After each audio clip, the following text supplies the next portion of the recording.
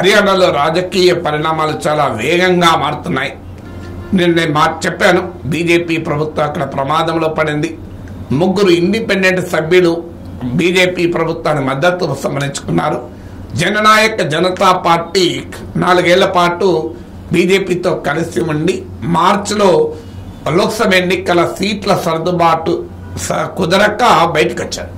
So వారు బయటికి వచ్చాక జననాయక జనతా పార్టీ మద్దతు లేకపోయినా ఇండిపెండెంట్ల మద్దతుతో బీజేపీ ప్రభుత్వం నడుస్తోంది. లోక్సభ ఎన్నికల తర్వాత కొద్ది నెలల్లోనే అక్కడ అసెంబ్లీ ఎన్నికలున్నాయి. ఇప్పుడు తాజా పరిణామం ఏంటంటే జననాయక జనతా పార్టీ కాంగ్రెస్కి ఆఫర్ ఇచ్చింది. మీరు గనక బీజేపీ ప్రభుత్వాన్ని దించి ప్రభుత్వం ఏర్పాటు చేయడానికి ఆసక్తి ఉంటే మేము బయట నుంచి మద్దతు ఇస్తాం. ఈ మేరకు వాళ్ళు గవర్నర్ కూడా లేఖ రాశారు, మేము బీజేపీతో మద్దతు ఉపసంహరించుకుంటున్నామని. విశ్వాస తీర్మానాన్ని పెట్టి ముఖ్యమంత్రి నాయబ్ సింగ్ సాహ్ని నాయకత్వం బీజేపీ ప్రభుత్వం తన మెజారిటీ నిరూపించుకోమని ఆదేశించమంటూ గవర్నర్ అడిగారు కూడా. కాంగ్రెస్ పార్టీ ఇప్పుడు ఏం చేస్తుంది? కాంగ్రెస్ పార్టీ ఇప్పటివరకు గవర్నర్కు రాసిన లేఖలు ఏమన్నారంటే రాష్ట్రపతి పాలన విధించి అసెంబ్లీ రద్దు చేసి ఎన్నికలకు వెళ్ళాలి అని కాంగ్రెస్ డిమాండ్ చేసింది. ఎందుకంటే కాంగ్రెస్ పార్టీ ఇప్పుడు అవిశ్వాస తీర్మానం పెట్టినా, నాయబ్ సింగ్ సైని ప్రభుత్వం కాన్ఫిడెన్స్ ఓటు పెట్టినా ఏదో ఒక మ్యానిపులేషన్తో బీజేపీ మళ్ళీ అధికారంలో నిలబడే అవకాశమే కనబడుతుంది. ఎందుకంటే జననాయక జనతా పార్టీ కాంగ్రెస్తో కలిసి ప్రభుత్వంలో ఏర్పాటు చేస్తాను రెడీగా లేదు, బయట నుంచి మద్దతు ఇస్తామంటున్నారు. ఈలోగా 3 జేజేపీ ఎమ్మెల్యేలు ఇప్పటికే వారు 10 మంది ఎమ్మెల్యేలు ఉన్నట్టున్నారు జేజేపీకి. అందులో 3 బీజేపీ ఎలక్షన్ ర్యాలీల్లో కనబడ్డారు. అంటే అర్థం ఏంటి? జేజేపీ బలం ఆల్రెడీ 3 తగ్గారు. ఆ 3 ఇంకా 2 ఇండిపెండెంట్లో ఒక చిన్న పార్టీ ఎమ్మెల్యే ఉన్నారు.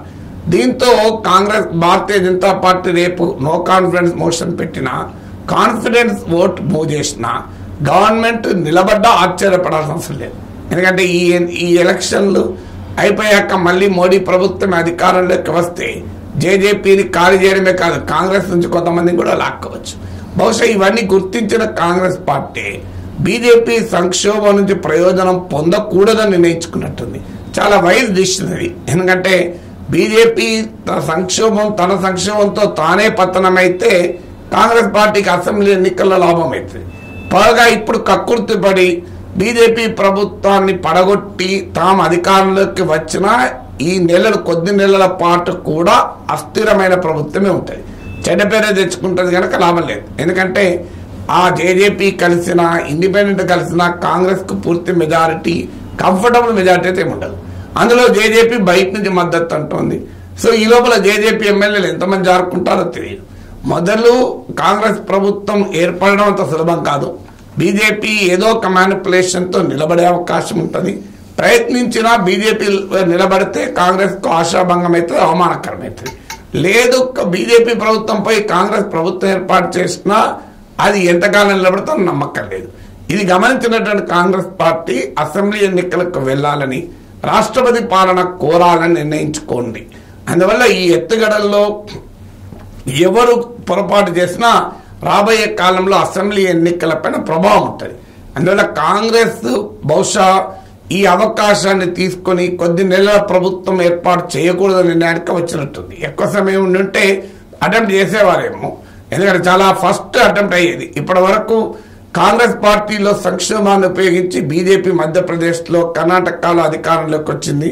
రాజస్థాన్, హిమాచల్లో అధికారంలో రావాలని ప్రయత్నించి విఫలమైంది. ఇటీవల హిమాచల్ ప్రదేశ్లో 6 కాంగ్రెస్ ఎమ్మెల్యేలు బీజేపీలో చేరినా కాంగ్రెస్ ప్రభుత్వం తన మెజార్టీ నిలుపుకోగలిగింది. అందువల్ల బీజేపీ చేసిన ఆ పని తాము చేయకూడదని కాంగ్రెస్ నిర్ణయించుకోవడం మారల్ హైగ్రౌండ్ కూడా ఎథికల్గా కూడా నిలబడ్డట్టు ఉంటుంది. అందువల్ల హర్యానాలో కాంగ్రెస్ ఈ వ్యూహాన్ని అనుసరించినంత కాలం అసెంబ్లీకి లాభపడుతుంది. కక్కుర్తిపడి ప్రభుత్వం ఏర్పాటు చేయాలని ప్రయత్నిస్తే ఆ ప్రయత్నం సఫలం కాకపోవచ్చు, సఫలమైనా కూడా అది నష్టంగా మారే అవకాశమే ఉంది.